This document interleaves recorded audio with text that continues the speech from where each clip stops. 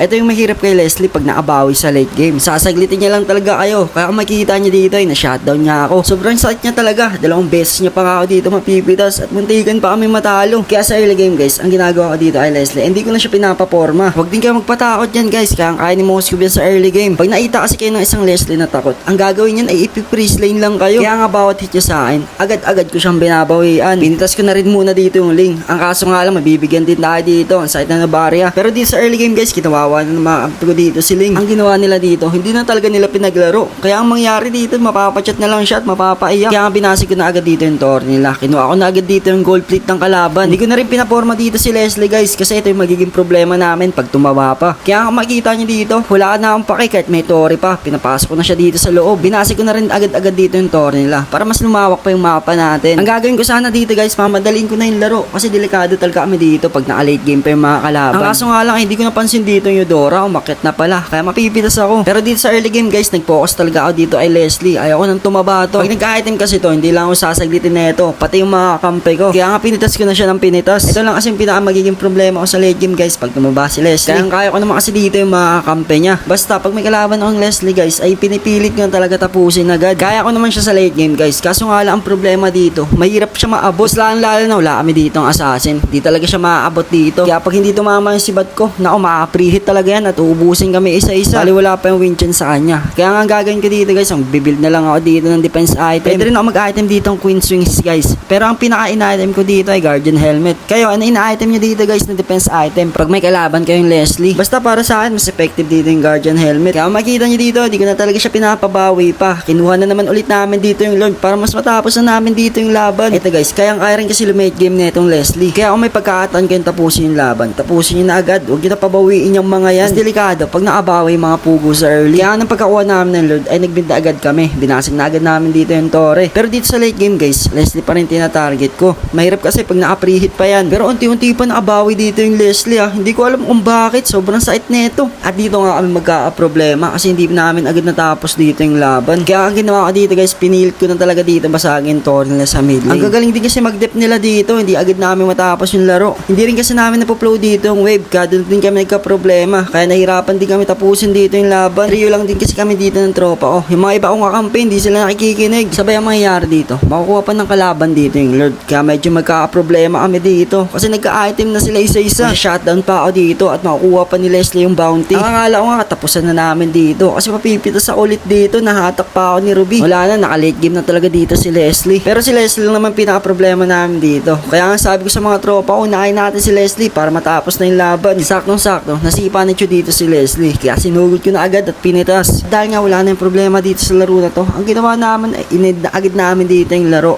Pero nice game pa rin dito sa mga naampikot na kalaban. Lalo dito ay Leslie.